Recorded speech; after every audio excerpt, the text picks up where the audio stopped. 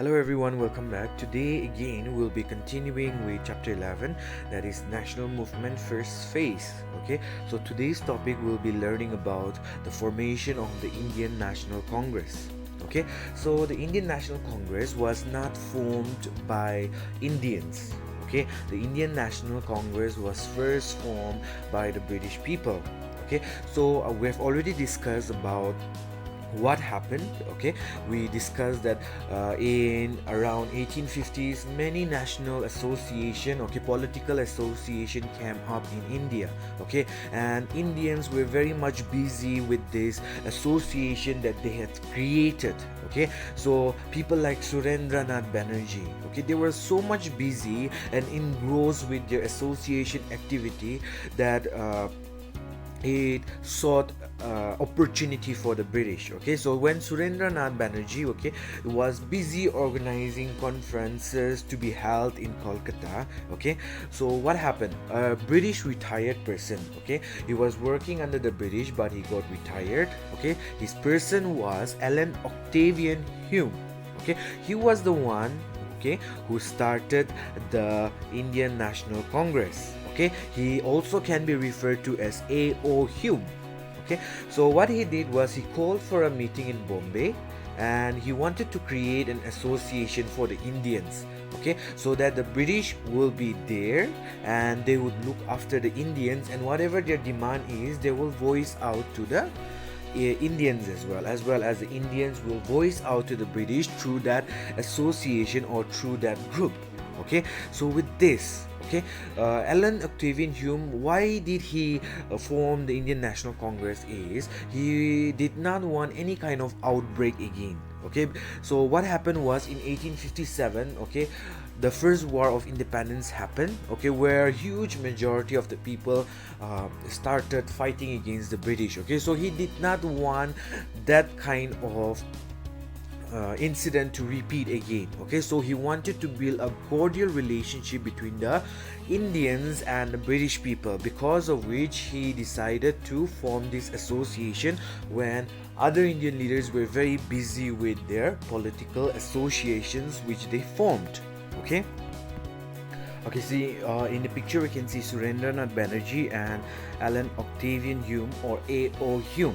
Okay, so the meeting, okay, was conveyed by A.O. Hume. Okay, it was held at the Goldas Tejbal Sanskrit College. Okay, it was held between 28th to 30th December 1885. Okay, where 72 delegates from all over the country, 72 people from all over the country attended this meeting, okay, which was held at the Goldas Tejpal Sanskrit College. Okay, and it formally came to be known as the Indian National Congress. Okay, it included important leaders, okay, such as Umesh Chandra Banerjee, that is the first picture. Okay, Dadabhai Naoroji, that is the second. Firoz Shah Mehta, that is the third picture. The Barodin Tebji, Subramaniam Iyer, Densho Wancha, and Kashinath Trimbak Telang, P. Ananda Chawla, and M. Virankavarcharya, Kopal Ganesh Acharya, G. Subramaniam Iyer, and N.G. Chandra Rekar, and Rammuthula Saini. These were the people who attended the first meeting, which was organized by A.O. Hume, okay, between 28 to 30 December 1855. Okay, so Congress started off with a modest beginning. Okay, it held station in different parts of India. Once a year they used to gather together and they used to discuss about things. Okay, the first few years what happened was most of the Englishmen were involved in the Indian National Congress. Okay, and their early aims were, number one, okay, what where the first aim were, okay, to bring together leaders from all parts of the country. Okay, to bring all the educated leaders, okay, from all parts of the country in order to discuss the problem related with India and the problems that Indians were facing. Okay, number two was they wanted to form an action plan, okay, to get concession from the British. Okay, what they wanted was, most of the Indians, they wanted concession in terms of their tax, in terms of the trade that they were doing. So it was mainly focused on to get this concession from the British people as well. Okay, and Congress, okay, they had two phases, okay, they had two periods. Okay, first was the moderate phase and the second was the radical phase. Okay, so we will be looking one by one. We'll be first looking into the moderate phase. So the first 20 years of the Congress can be called as the moderate phase, okay, or the moderate nationalists. Okay, so leaders like Surendranath Banerjee, okay, Dinshaw Wancha, Firozshah Mehta, and Gopalakrishna Gokhale, okay, were some of the important leaders of the moderate phase. Okay, so they were not these moderate people. Okay, they had their own objective and methods. Okay, but they believed that, okay, they would work together with the British, okay, to bring a solution for India. Okay, the main administration would be administered by the British, okay, but they will also be working under them. Okay, that was how the moderates thought. Okay, that was how the moderate Congress thought about. Okay, so the moderates, okay, their approaches towards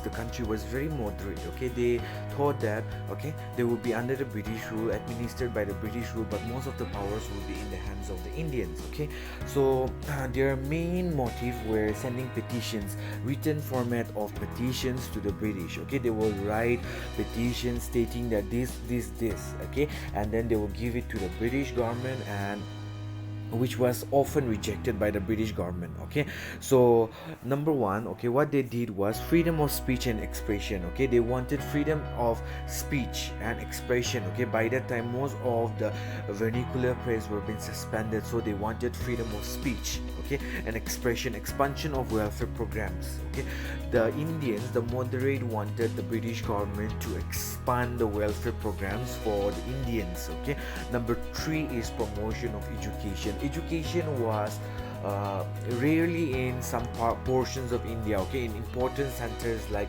Madras, Bengal, and Bombay, okay, because they were important centers, and education, only few number of education centers were being established in India. Okay, there were no higher technical institutes in India, so the Congress, the moderate Congress, they wanted education in India. Okay, recruitment of Indians to high posts in administration. Okay, as stated before, the British gave education in order to employ Indians in low jobs. Okay, but here the Congress, they wanted high posts to be given to Indians as well. Okay, more powers for the Legislative Council and more Indian members in the council. Okay, the Legislative Council was established. Okay, so what the moderate Indian wanted was, they wanted the participation, okay, of more Indians to be a part, okay, to be part of that Legislative Council. Okay, holding the civil service examination in India was not, and not just in England. Okay, if Indians want to be a civil servant, okay, if Indians wanted to work as a civil servant, what they had to do was they had to travel from India to England in order to appear the exam. Okay, and it was very expensive, and no common people or middle class people will be able to go and appear those examination. It was only the elite Indians, okay, the higher class Indians, they got education and they were able to travel to England, okay, and acquire this examination, write this examination, and acquire this post that was given. Okay, and it was very expensive, and which was not applicable for most of the Indians. Okay, even though they were capable, they did not have money to travel to England. Okay, so the Indians, the Congress, they wanted the British to transfer the examination to India as well. Okay, changes in the economic policy of the government so as to benefit the Indian industry.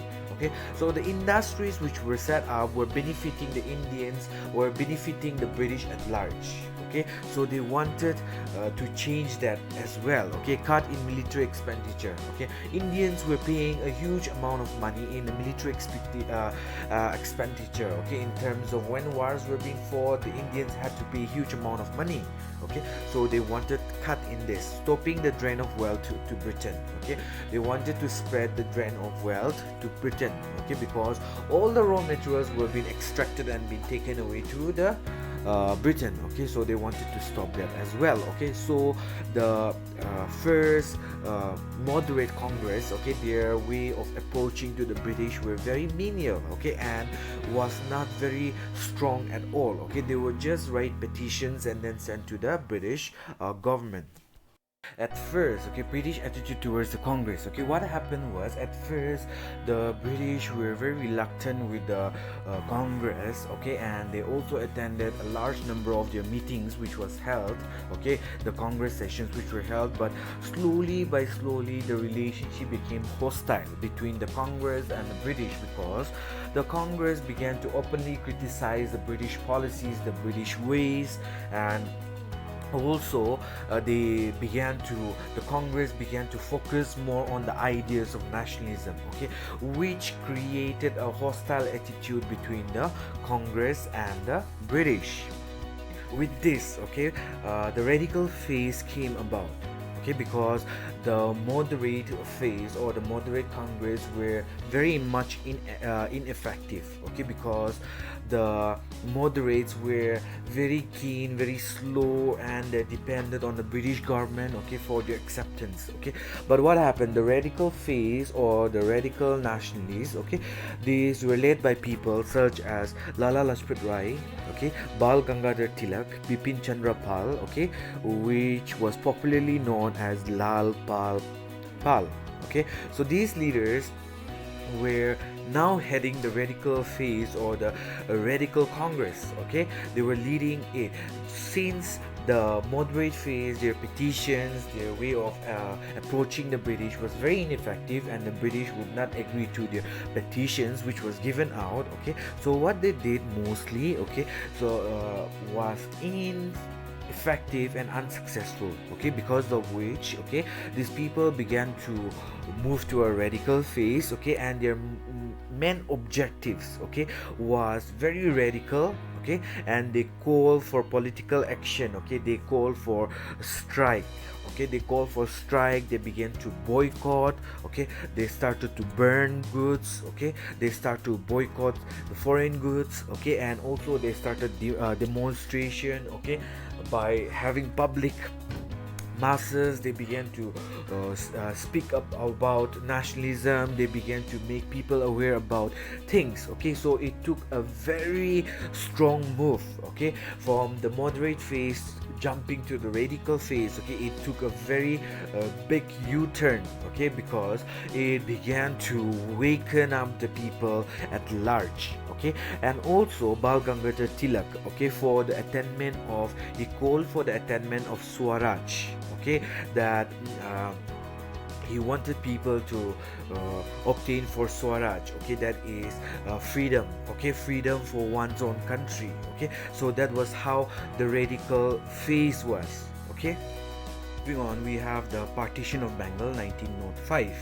Okay, so what happened was a large part of the Indian society and Indian community, okay, both Hindus and Muslims began to unite together at large. Okay, it was very visible in the First War of Independence that happened in 1857, and with this it followed on, okay, the unity between the Hindus and Muslims was very strong, okay, and it was unbreakable and unshakable, okay. But what happened was the British came to know that if this unity among the Muslims and the Hindus continue on, okay, later on they would be faced with difficulties. And so what happened was the Viceroy of India during that time was Lord Curzon.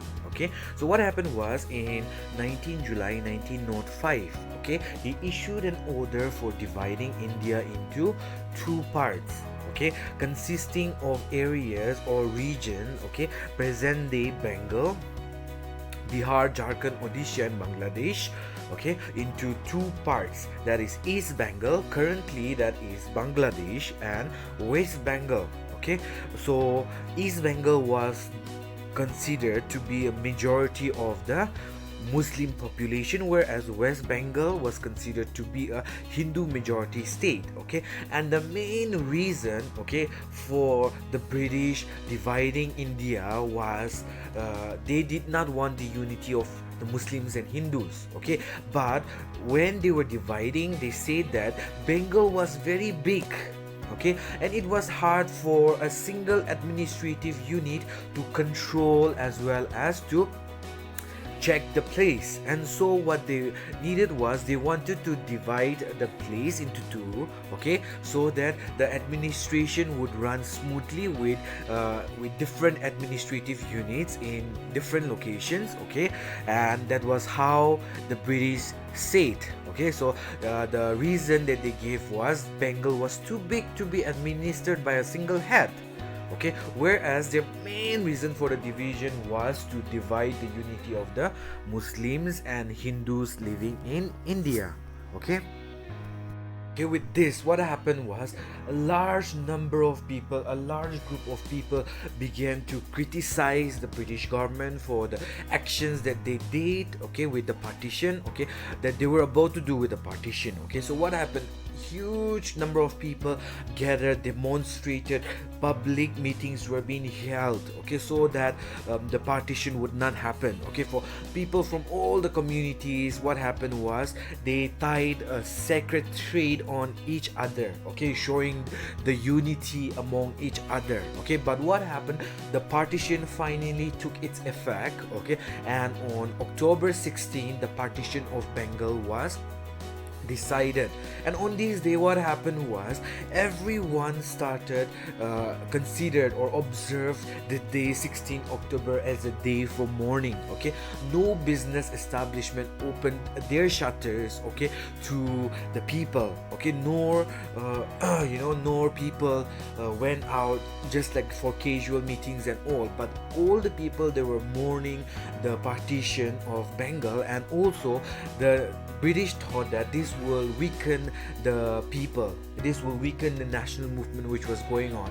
But it took an opposite turn, and people started to become stronger. They began to act more radical, and mass people began to gather, began to protest against the British. Okay, so this was one thing. Okay, next topic is Swadeshi and boycott. Okay, right after the partition was made, huge number of people started this Swadeshi movement. Okay, that is one's own country. Okay, so they emphasize on the manufacture of goods, okay, by Indians only. They wanted to popularize Indian goods because now the market was filled with British goods, and Indians were losing a huge amount of money because they were depending on the British, and the industries began to decline. Okay, and so the Indians wanted to popularize, okay, Indian made goods in Indian markets, okay, so that Indians would rise again. Okay, and also another method which the Indians depended was boycotting of foreign goods. Okay, now the markets were filled with foreign products, so what they did was they began to boycott foreign goods. They started to stop as well as close the shops which sold foreign products, okay, especially brought from Britain. Okay, so the British began to boycott all these things. Why? Because we were considered as a dumping ground for British products. Okay, whatever they manufactured, they will bring it back to India and then they will sell it to Indians. Okay, so this was to be boycotted. Okay, and this movement started off in Bengal and it began to spread to a larger part of the country. Okay, and at some places, what happened? Okay, they will collect all the products from the shops, from the marketplaces, pile it up into huge junk. Okay, and then they will start burning all those foreign clothes, foreign goods. Okay, and also people who were wearing clothes manufactured in Britain. Okay, what were criticized by the Indians. Okay, Indians wearing Britain-made goods were criticized by the Indian people. Okay, so some washermen, okay, what they did was they even refused to offer their services to such people, okay, who were using British-made goods. Okay, so what happened was they boycotted by doing their service. Okay, they boycotted by not doing their services. Okay, they also picketed shops selling foreign goods. Okay, they started taking all the things and gathered it, and then they started burning all these things in protest with the British government. Okay, next we have the Surat split. Okay, so what happened, the partition of Bengal happened. Okay, and for a short period of time, the moderate Congress as well as the radical Congress were united for a short period of time. Okay, but what happened? Their objectives and their ways and means of achieving, independence for the country was very different. Okay, so it was difficult to reconcile. Okay, so what happened at the Congress session, which was held in 1907? Okay, what happened? They discussed, okay, to formally, okay, separate with each other, okay, to separate from each other. So the moderates, okay, they began to control the Congress, whereas the radicals, they decided to move out, okay, from the Congress and work as a different group. Okay, so the two groups were again united in the Congress session, which was held in Lucknow in 1916. Okay, okay, next we have the Molly-Minto reforms. Okay, so in these Molly-Minto reforms, okay, it was also known as the Indian Consuls Act, okay, and also popularly known as the Molly-Minto reform. Okay, so this reform mainly focuses, okay, or its main features are, okay, they wanted more members to be inducted. Okay, they wanted more members to be inducted in the Central Legislative Council and the Provincial Legislative Council. Okay, so Morley-Minto reform was initiated in 1909, or the Indian Council Act was established in 1909. Okay, so it mainly focused, okay, to include more members. Okay, so in the central legislative, in the center, as well as in the provincial legislature. Okay, number two was the system of separate electorate was introduced.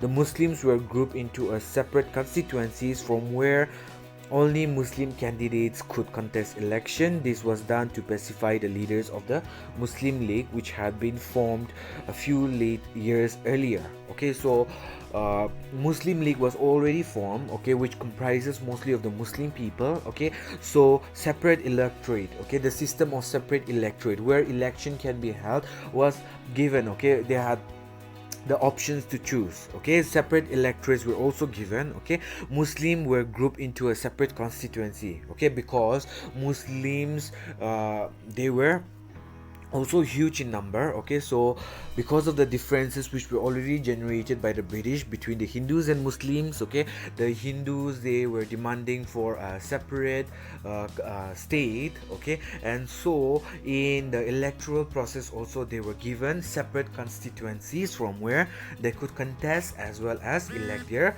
representative. Okay, and leading to this revolutionary movement. Okay, so during this time, during the early 20th century, okay, we could see a lot of progress which was made by many leaders. Okay, many leaders who fought for the freedom of our country. Okay, both male as well as female. Okay, they contributed a lot in the formation as well as in the independence of the country. Okay, which we can never forget in our life, because they are the one who fought for our country and then brought independence to our country. Okay, with this we come to the end of this chapter. Okay, in our next class we will do the last topic, okay, or last chapter of this year for your social sciences. Okay, thank you and have a nice day.